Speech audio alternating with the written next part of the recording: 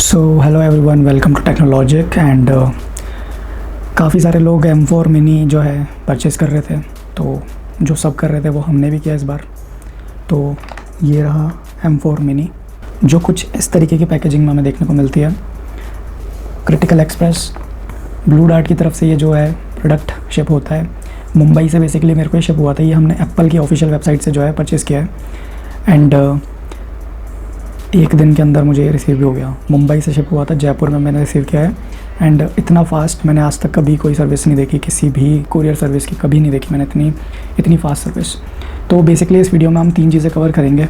Unboxing, ऊपर की physical बातें कि किसको लेना चाहिए, किसके लिए प्रोडक्ट है एक्चुअल में, क्योंकि टेक्निकल चीज़ें जो हैं आपको अदर वीडियोज़ में भी मिल जाएंगी देखने को, बट हम जो है ऊपर की जो चीज़ें किसी और ने कवर नहीं करी वो चीज़ें हम जो है इस चैनल पे इस वीडियो के अंदर कवर करेंगे M4 मिनी के बारे में।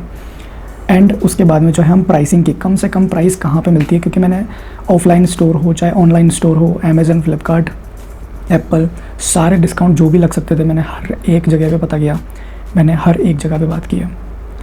सो उसके बेसिस पे मैं आपको बताऊंगा कि सबसे बेस्ट प्राइस आपको कहाँ पे मिल जाएगी और कहाँ से आप लोग इसको जो है परचेज़ कर सकते हैं।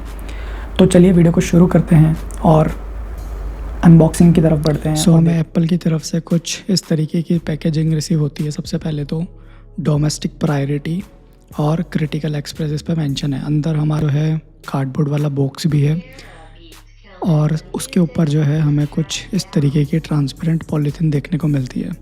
ये कुरियर जो है मुंबई से हमें शिप हुआ था ब्लू डार्ट के थ्रू और 8 घंटे के अंदर मुंबई से ये जयपुर आ गया और मुझे डिलीवर भी हो गया।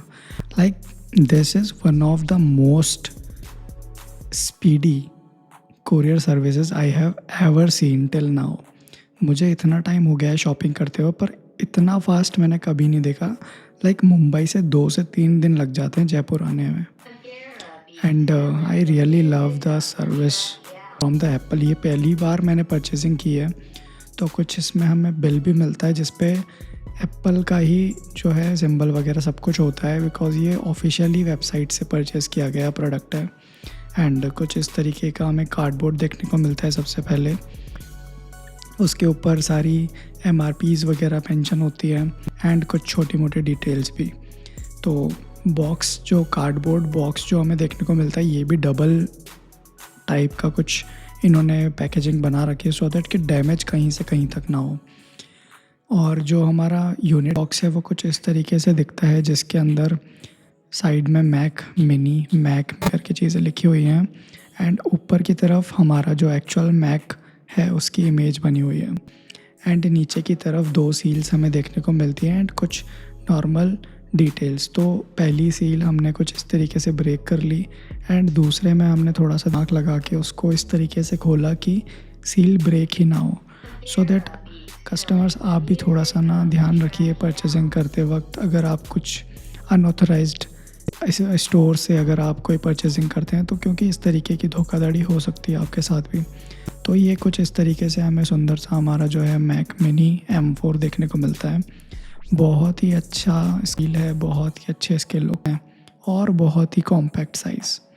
कुछ इस तरीके से हमें कुछ हमारी एक्सेसरीज़ देखने को मिलती है और इसके साथ में जो है हमें कुछ मैनुअल्स देखने को मिलती हैं। सबसे पहले मैक मिनी यहाँ पे लिखा हुआ है, कुछ नॉर्मल सी डिटेल्स और पीछे कुछ छोटी मोटी बुकलेट।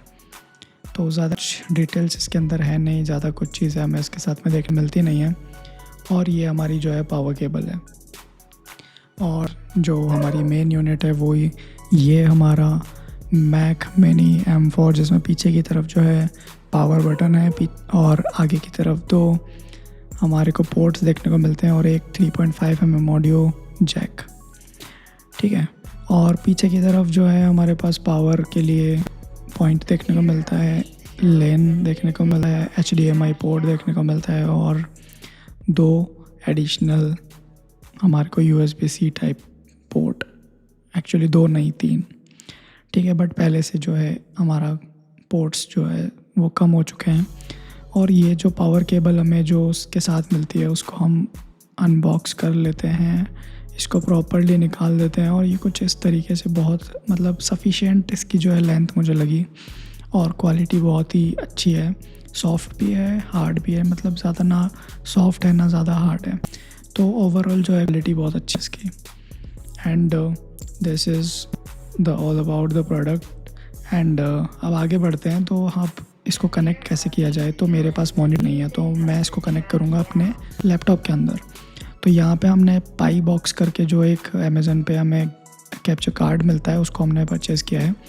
और कुछ इस तरीके से जो है हम इसको अपने लैपटॉप के अंदर OBS के थ्रू कास्ट करेंगे। तो यहाँ पे हम कुछ सेटिंग्स कर लेते हैं। तो यहाँ पे हम वीडियो कैप्चर कर लेंगे और ये जो है यहाँ पे हम मेंशन कर देते हैं जो हमारी डिवाइस का नाम है वगैरह वगैरह। एंड इसके बाद में हम आगे बढ़ जाते हैं। तो यहाँ पे हमें कुछ इस तरीके से सेटिंग करनी होगी, हमारे जो रेजोल्यूशन वगैरह सेट कर लेने होंगे और जो हमारी जो रिफ्रेश रेट है उसको भी जो है हम हाई कर देंगे, ओके कर देंगे इसके बाद में। एंड उसके बाद में हम हमारा जो है मैक मिनी M4 उसको पावर ऑन कर लेंगे, ठीक है। यहाँ पे कुछ और सेटिंग्स में देख लेता हूँ क्योंकि यहाँ पे भी कभी कभी शो देता है, ठीक है। सो एज सच कोई इशू नहीं है। एंड अब आगे बढ़ते हैं और हमारा मैक जो है टर्न ऑन करते हैं। तो यहाँ पे देखिए हमें जो है हमारा स्क्रीन जो है मैक मिनी की वो प्रॉपरली शो करने लगी है, ठीक है। अब आगे बढ़ते हैं। तो यहाँ पे हम इसको फुल साइज़ कर लेते हैं एंड कुछ इस तरीके का हमें देखने को मिलता है। अब बात आती है कि मेरे पास माउस नहीं है, मेरा जो मैजिक माउस है उसमें बैटरी चार्ज कर पड़ती है एंड वो बैटरी चार्ज हो नहीं पा रही है। सो दैट मेरे पास ओमन का माउस है। तो मेरे पास एक एडेप्टर जो मुझे अपने जो कार्ड के अंदर मिला है उसी का कुछ जुगाड़ लगा के मैं जो है अपना माउस ओमन कनेक्ट करूँगा वायर के थ्रू। एंड अब मैं जो है इसको एक्सेस कर पा रहा हूँ, यहाँ पे सब कुछ मैं एक्सेस कर पा रहा हूँ जैसा कि स्क्रीन पे शो भी हो रहा है। एंड मैं आगे बढ़ जाता हूँ।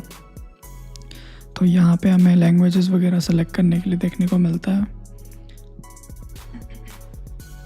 तो अब हम धीरे धीरे जो है हमारी सेटअप वाली प्रोसेस को कंप्लीट करते हैं और आगे बढ़ते हैं। यहाँ पे हमें रीजन वगैरह, लैंग्वेजेस वगैरह, कंट्री एंड एट्सेट्रा, एक्सेसिबिलिटी वगैरह, वाईफाई के पासवर्ड वगैरह अगर हमारे पास है तो डाल देना है, वरना इसको हम से लेटर कर देते हैं।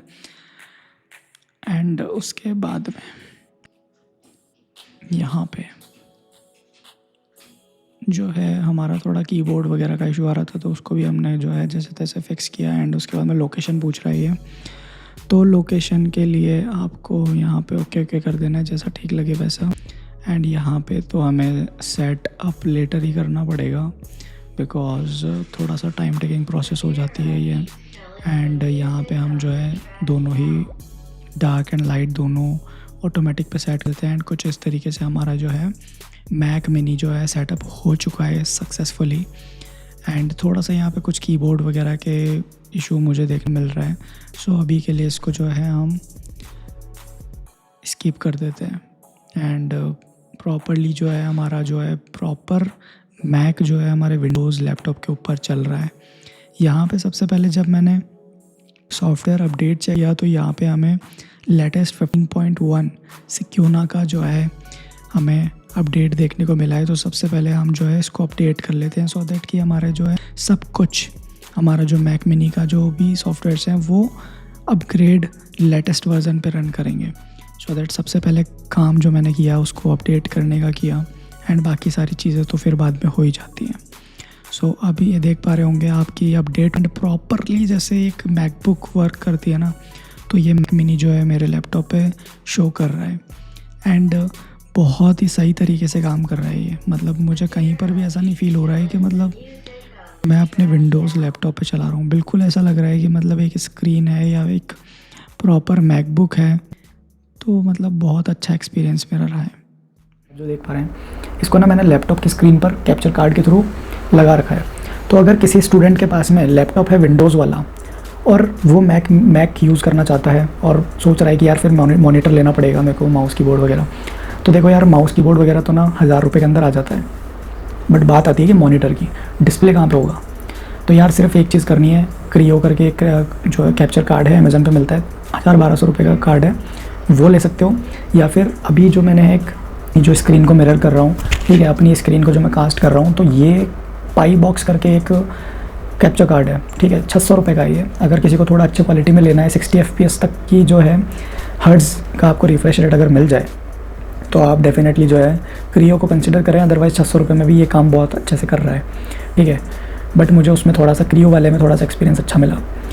तो अब जो बात आती है कि आपको डिस्प्ले ख़रीदने की कोई ज़रूरत नहीं है, बट अगर किसी का केस ऐसा है कि उसके पास लैपटॉप ही नहीं है और फिर वो डिस्प्ले लेने की सोच रहा है, तो अमेज़न पे ना अज़रोपा करके पोर्टेबल डिस्प्ले है, 16 इंच 17 इंच तक मिल जाती है, वो ले सकता है वो, क्योंकि उसमें ना एडेप्टर पावर की कोई ज़रूरत नहीं है।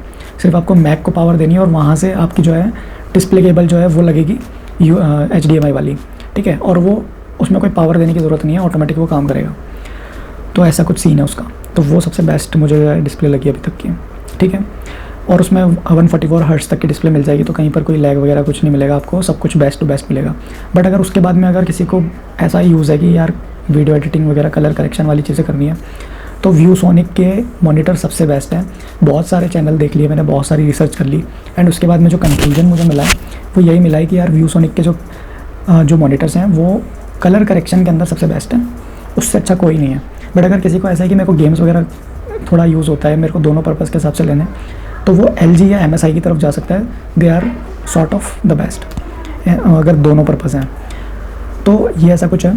और डिवाइस जो है कोई डाउट नहीं है, बहुत अच्छी है, ठीक है। वैल्यू फॉर मनी है, 47,500 रुपीज़ की नेट मुझे ये पड़ रही है, तो डेफिनेटली इसको कंसिडर किया जा सकता है। एंड अगर कोई स्टूडेंट है जो वो लैपटॉप वगैरह देखना है चाहता है, तो वो भी एक सही ऑप्शन है। बट M4 के अंदर जो स्पेसिफिकेशन ये प्रोवाइड करता है और जो चीज़ें इसके अंदर हमें मिल जाती हैं, तो I think this is one of the best package I could consider. And Mac अगर आप इसी स्पेसिफिकेशन का लोगे तो वो 1 लाख रुपये से ऊपर जाएगा, तो बहुत ज़्यादा महंगा पड़ जाता है। अगर स्टूडेंट हो तो 60,000 रुपये के अंदर ना आप निपट जाओगे इसके अंदर। मैंने तो यहाँ पर चलो एप्पल के जो कीबोर्ड ले रखा है, मेरे पास माउस भी है बट उसमें बैटरी नहीं है, तो मैंने ये ओमन को जो है कनेक्ट कर रखा है, तो ये भी अच्छा काम कर रहा है। तो माउस आप कुछ भी कनेक्ट कर सकते हो, बस आपको एक पोर्ट जो है एक्सटर्नल जो पोर्ट का हब होता है वो लेना पड़ेगा, ठीक है। तो ये कुछ छोटी छोटी सी बातें हैं इसके अंदर। बाकी ये जो बेस वेरिएंट है सबसे वर्थ इट यही है। बाकी अगर आप एक्सटर्नल जो है SSD लगाना चाहते हैं तो आप ले सकते हो, ठीक है। अब इसके अंदर मेरे को एक चीज़ पता लगी कि आप SanDisk की जो एक्सट्रीम प्रो है या फिर जो नॉर्मल एक्सट्रीम है वो भी अगर लोगे ना तो सेम स्पीड आएगी, क्योंकि वो है USB 3.2 something, I don't know, but second generation, तो कोई फ़र्क नहीं पड़ता उसमें। आपको लेना पड़ेगा थंडरबोल्ट, और वो मिलती है SanDisk की प्रोफेशनल वाली के अंदर, जो कि अमेज़न और फ्लिपकार्ट पे कहीं पे भी अवेलेबल नहीं है। ऑफलाइन का मुझे पता नहीं, eBay के अंदर मैंने चेक करी है तो वो करीब करीब ना 10,000 रुपये की 1 TB पड़ रही है, तो वहाँ से भी ले सकते हो। बट थोड़ा सा eBay के ऊपर रिस्क रहता है। बट हाँ, मैंने मंगाए हैं eBay से भी कुछ प्रोडक्ट्स, तो मुझे अभी तक का मेरा जो एक्सपीरियंस है eBay की तरफ से अच्छा रहा है और कस्टमर सपोर्ट बहुत अच्छा देता है। तो अगर किसी को SSD चाहिए फास्ट स्पीड वाली, और अगर नॉर्मल में काम चल जाता है, तो आप अमेज़न से ले सकते हो, ट्रस्टेड है, 1 ईयर की वारंटी है जो भी मिलती है उसके ऊपर, या फिर 2-3 साल की जो वारंटीज़ आती हैं वो मिल जाएगी। अदरवाइज़ अगर किसी को स्पीड चाहिए तो SanDisk की प्रोफेशनली आती है, जो थंडरबोल्ट जो है इसका जो पोर्ट हमें मिलता है उसके अंदर वो लगेगी, और वो मतलब बहुत ही अच्छी स्पीड देती है, करीब 2500 Mbps तक की स्पीड वो निकाल देती है। बट नॉर्मल वाली जो है 800 तक ही दे रही है। तो ऐसा कुछ सीन है एक्सपेंडेबल मेमोरी का भी। बट 16 GB जो इसमें रैम मिलती है ना बेस वेरिएंट के अंदर ही, that is something best. And मैं 2 दिन से इसको जो है 2 दिन से मैं इसको यूज़ कर रहा हूँ, तो ऐसा सच मुझे कहीं पर भी कोई भी लैग या फिर कुछ नहीं। इवन जो ये डिवाइस है मतलब गर्म भी नहीं हो रही है ये, मतलब नॉर्मल इसमें हीट का जो सिस्टम है ना बहुत ही सही सेट कर रखा है। तो यही कुछ था मैक मिनी। तो बहुत सही चीज़ें हैं इसके अंदर, मतलब ले सकते हो, मतलब मना तो मैं कर ही नहीं रहा। अगर 50,000 का बजट है ना तो ले लो, 50 भी नहीं लगेंगे, 47,500 लग रहे हैं, तो ले लो यार इसको आंख बंद करके। जब तक ये प्राइस मिल रही है स्टूडेंट डिस्काउंट पे, उससे पहले ले लो, बढ़ जाएगी उसके बाद में कोई मतलब निकलेगा नहीं, ठीक है। तो यही कुछ था complete package Mac mini M4, बहुत ही पावरफुल चीज़ है। तो ये हमने परचेज़ की थी एंड मेरा एक्सपीरियंस ओवरऑल अच्छा रहा। मेरा जो है बर्थडे भी था, तो सोचा यार चलो ले लेते हैं, बहुत मतलब एडिटिंग में भी काम आ जाएगा। और मैक भी मेरे पास नहीं था, मैं आसूस का ROG यूज़ कर रहा था काफ़ी टाइम से, मेरा 5-6 साल से था, एंड कभी मेरे को उसमें भी दिक्कत नहीं हुई। तो अब मेरा मैक लेने का मन था, तो चलो यार मैक का नया अपडेट आ चुका था मैक मिनी का, तो अच्छा हुआ मैंने मैक मिनी M2 नहीं लिया और M4 रिलीज़ हो गया। एंड जैसे ये रिलीज़ हुआ तो फिर मैंने इसको परचेज़ कर लिया। सो यही कुछ था सारी कहानी M4 मिनी की।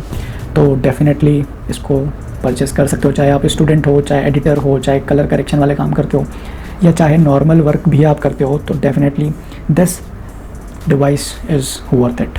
एंड तो आज की वीडियो यहीं पे ख़त्म करते हैं, बहुत लंबी हो गई ऑलरेडी है। तो यही कुछ था इस वीडियो के अंदर।